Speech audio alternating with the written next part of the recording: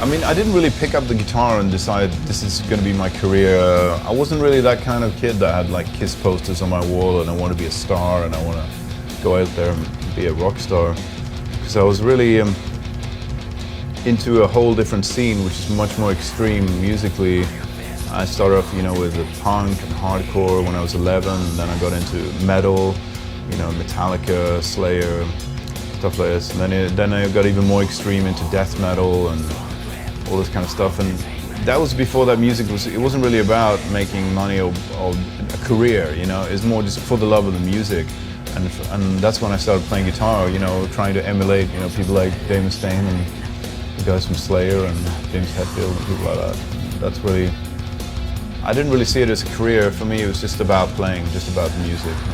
The career part came a lot later when I realized that, oh, money's being made and it's not coming my way. Okay, I need to get more business savvy and sort of make sure that that money, whatever my share is coming to me. But I mean, the business came in a little bit late for me. I never really had this as a career. And still to this day, I just feel like I'm just so lucky to be able to play guitar, and that's what I make a living from, you know. That's kind of it feels like kind of unique in that way, that I've been able to do it for quite some time as well.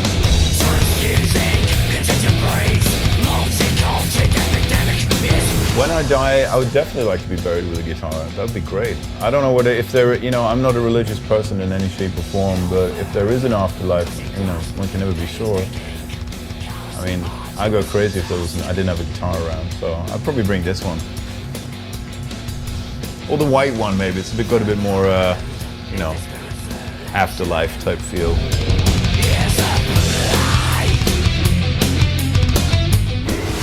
Besides metal music,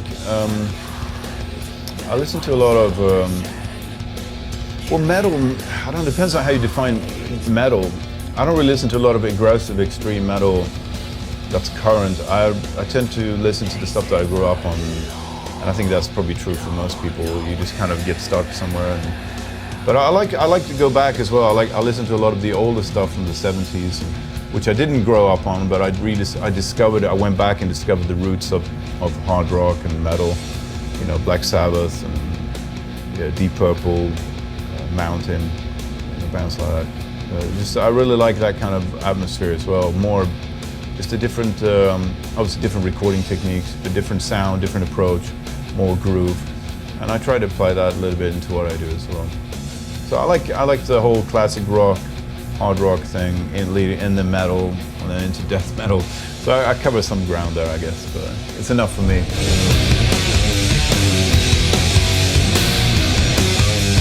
So if I could play on stage with Slayer, Megadeth, or Iron Maiden, I've been on stage with Megadeth, just doing backing vocals on Peace Sells. That was cool. But I haven't, obviously, not played guitar with any of these bands. I've toured with all of those bands, with those three bands, and that was an amazing experience. All some of my favorite music. But I'd have to say probably Slayer. I'd like to play, you know, Angel of Death with them. That'd be fun.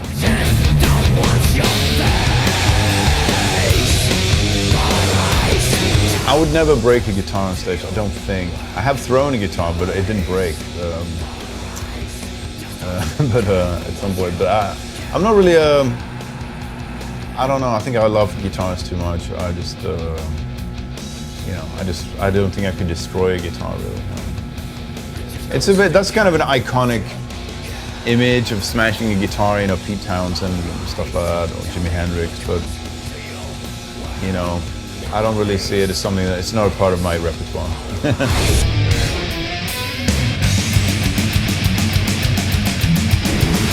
Well, I think I was asked in an interview about what my secret weapon was in my live rig, and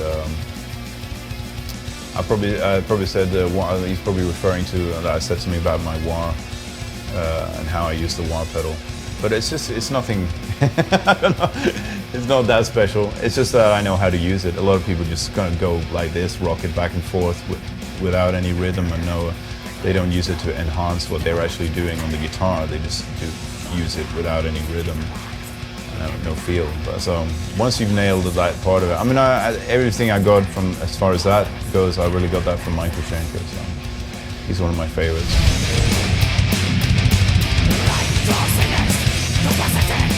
As far as writing songs, I mean, there's no real, I don't have a recipe for writing songs, and that's maybe why it takes me a while to write them.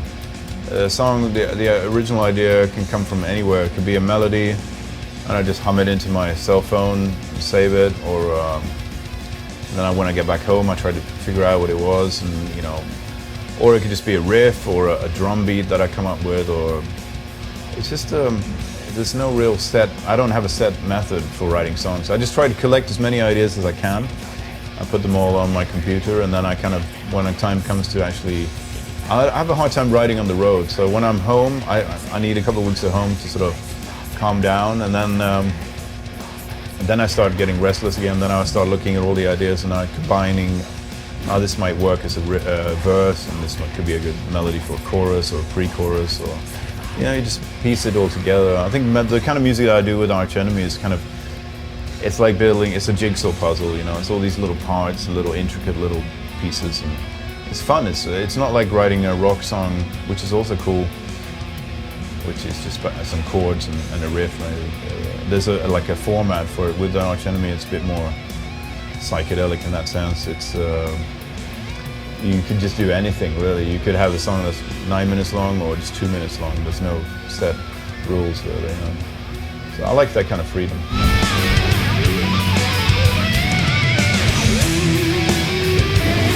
On a scale from 1 to 10, if what the chances of a new Carcass album are, I think I'd say it's probably like a 5. Somewhere in between. It's something that we talk about now when we're out on the road. We'll talk about it sometimes, and people ask us about it all the time. It's always being brought up, but a studio album is kind of a big project, you know, for a band that hasn't been doing anything for 15 years creatively, to get back into that. What would it sound like? What would it, you know, it's not like an ongoing thing. The creative thing would have to be, we'd have to sort of try it out, I guess. So I'd say a 5, you know, maybe not.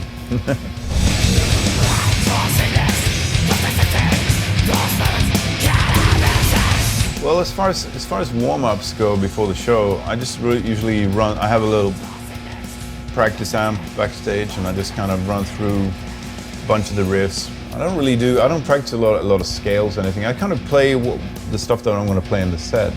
I could go through, if there's a solo that I didn't really nail the night before, I'll go through that over and over again, or I'll just sort of, you know, just get warmed up basically, and play a lot of the riffs and increasing speeds. You know, I'll start off slow, and often I'll be, there'll be a couple of us backstage, you know, guitar players, and we'll be jamming, and that's more fun, you know. It's warming up in a more natural way, I think. And, just kind of jam, yeah.